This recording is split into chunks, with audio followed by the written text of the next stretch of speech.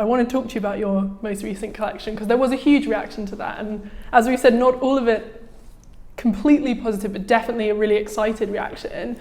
And I wanted to ask you about that menswear show, because for me that was such a standout from the London shows, because I think more than any other designer you really challenged menswear and you pushed it somewhere. It wasn't really just clothes, it was about what menswear could be. Was that something that was very intentional with that show? I don't think, in terms of the men's show, I didn't intentionally go out to, I think people find when they see something which they don't expect from a designer, I think they ultimately think you're going out to shock, which wasn't the idea. The idea was, for me, that was just exactly where I saw menswear in 3 months' time, if you know what I mean. I think it's, I saw it about a dialogue. You know, for me, always a show is about like storytelling. You know, I'm originally Irish and I grew up there.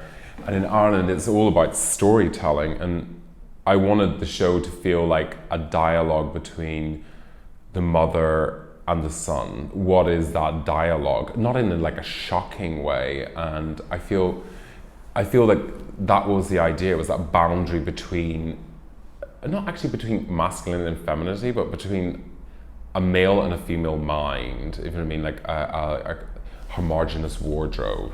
The idea that clothing is just clothing. It doesn't matter who wears it. It's a point of view. It's, you know, it's what you decide to pick up. You know, I don't think necessarily clothing can be feminine or masculine. I think it's just a character. You know, ultimately you have to build a character in a show, and I feel like it worked. It was one of the shows I actually. It was a very personal show for me, not in that either mother and son relationship, but just in terms of the overall impact of it. Do you know what I mean? When you start to, when we start to come up with looks and you see them realized, you know when something you're hitting something which looks awkward in you in your own mind. The show still doesn't make sense to me, but I hope that when it's produced and in shops next year, it will. Do you know what I mean? So it shouldn't make sense now.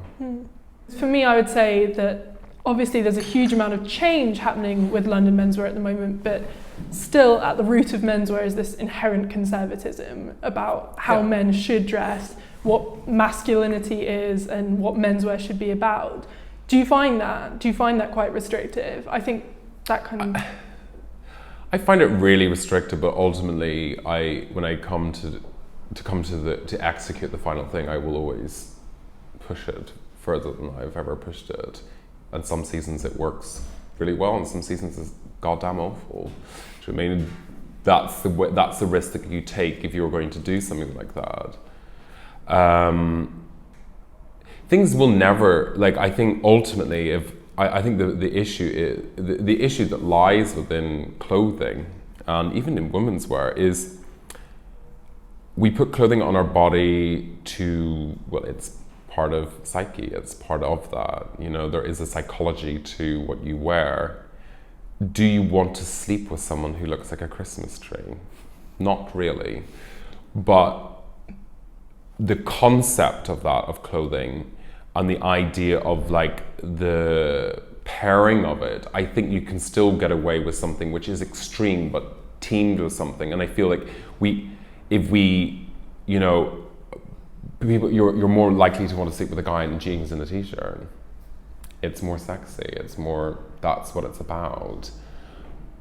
But does that help an industry? I don't think so. I think we have to push things. Things have to still be pushed, because ultimately, in 10 years' time, that will be normal. That's the way it works. It's very frustrating sometimes when you want to take risk in your own soil, but you're blocked by conservative viewpoints, you're blocked by money. We live in a world that you've got to sell so much to be able to get by. I have to pay a team of 9. I have to have my basics. I have to have those things. And it's sometimes really sad when you come up with something which you inherently believe is something, that one idea that is new, and it disappears. I want to talk about, I want to go back to the beginning, and that's something you just mentioned then, about growing up and seeing clothes and just having that thirst for them. Because we've talked about the present, but I want to find out when your interest in fashion first came about, like when your first sort of relation with fashion developed. Was that at a very young age? I think I've always been aware of clothing. Like my grandfather was a textile designer and a creative director of a print company. I've always been kind of aware of he used to always like push me on proportion and like proportional balance of color and design and pattern, and how to do repeat patterns or how to jar colors together to create something new. You know, he used to work on camouflage and, you know, like kind of like liberty and things like that, where you were trying to create patterns as an overall vibe, even if it's for a tea towel or a sofa. I think through that I kind of became I was at a younger age, I was obsessed with like fabric. Like I would just like a piece of fabric would be like, you know, if it was like silk, it was like genius. It was like so amazing. Like a silk scarf was like an incredible thing. I don't know why, but I was always into that level. But I ultimately wanted to, weirdly, I started off being in a lot of youth theatre and doing drama, and I was in the National Youth Music Theatre, and I was in the National Youth Theatre, and I was obsessed with this idea of, you know, like proper stage. Like I did like this play called The Dreamers, and it was like an adaptation of A Midsummer Night's Dream, and in which I was a fairy running around a stage, and I did stage combat, and I did part of like Richard II, and I was obsessed. And then I went to Washington DC to study at a school there, and became more and more obsessed.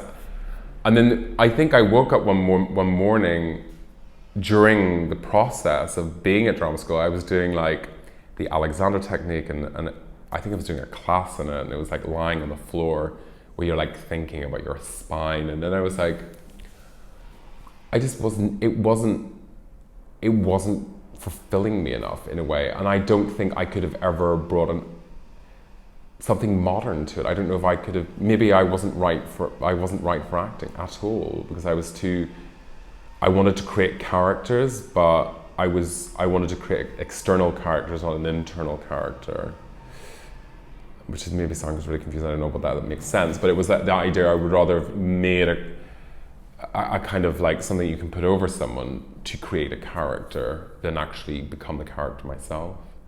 So how did you make the move from acting to fashion? Was that quite a difficult decision? It sounds like it was something quite spontaneous, but... It was very spontaneous. I dropped out in the second year and hopped on a flight and went back, and then I was confronted by my parents to pay back my duties on all those bills I'd racked up. And my dad was coaching a rugby team in Southern Ireland, and I blagged my way and got a job in Brown Thomas in this department store, which is owned by Selfridges, and there's another one in Canada which is part of the same group, which is I think it's the Weston family owned. So I started working in the men's super brand department, and it was like Prada, it was like YSL, it was when Dior had started, and like when Dolce & Gabbana was like big, and it was for me, like menswear was this like new thing. It was like so exciting. You know, there was something really exciting about it. And one day when I was in there, a guy from Prada had popped by, and he was like, "Can you help me merchandise some reels?" And I merchandised then this Prada collection, which was with Holiday and Brown prints, and there was like bags, and it was an amazing collection. In the store we had Prada Sport and Prada mainlines. We mixed it all together, and he was like, "Well, if you ever come to London, you know, you can get a job." So then obviously I was like, London, how amazing would that be? I can get out of here and do something there. But I stayed for a while, and I never followed it up. And then it was weirdly in the store when I then decided, I'm cutting too forward, I then decided to apply for art school. And I got turned down by St. Martin's, I got turned down by many schools, but there was London College of Fashion had like a menswear course, and there was lots of spaces on it. So I was like, great, here's my menswear offering. This is what I've done before. I've merchandised 3 racks, and here's some awful sketches. Can I go? And they were like, fine. I had the grades to get in. So I went, and through that process, I obviously in London became obsessed by clothing. Completely had forgot drama. Completely, like it was never like a thing. It was done. I was like finished. I was now straight into an obsession over like being in the library, like consuming magazines like there was no tomorrow, like going through everything.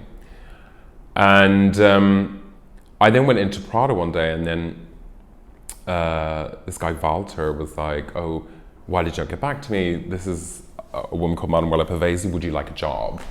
I was like, well, I'm poor, and of course. So I was like, forgot the idea of school.